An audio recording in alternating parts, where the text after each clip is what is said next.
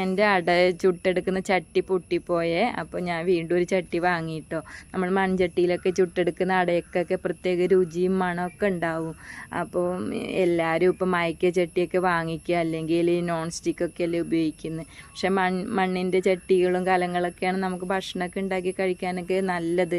ഞാൻ എന്നിട്ട് കുറച്ച് മില്ലിന്ന് കൊണ്ടുവന്നിട്ട് കേട്ടോ അത് മയക്കിയത്. ഇപ്പോൾ ഒന്നും ആരും ഇങ്ങനെയൊന്നും മെനക്കാടാറൊന്നുമില്ല, സമയം ഉണ്ടാവാറില്ല.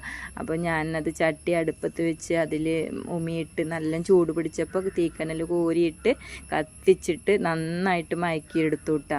ഇങ്ങനെ മയക്കുന്ന ചട്ടിക്ക് ഈടും ഉറപ്പും ഒക്കെ കൂടും. ഞാൻ എന്നിട്ട് അതിനൊത്തിരി എണ്ണയൊക്കെ തേച്ച് കൊടുത്തേ. ഒഴിവുള്ളപ്പോൾ എല്ലാവരും ഇങ്ങനെ ചെയ്തു നോക്കണം കേട്ടോ. പഴയ കാലത്ത് നമ്മൾ അമ്മമ്മയൊക്കെ ആണല്ലോ ഇങ്ങനെ ചെയ്യാറ്. ഇപ്പോൾ ഒന്നും ആർക്കും ഇതിനൊന്നും സമയവും കാണാറില്ല. അപ്പോൾ വീഡിയോ ഇഷ്ടമായ എല്ലാവരും ലൈക്ക് ചെയ്ത് സബ്സ്ക്രൈബ് ചെയ്ത് സപ്പോർട്ട് ചെയ്യണേ. സബ്സ്ക്രൈബ് ചെയ്യാൻ മറക്കല്ലേ.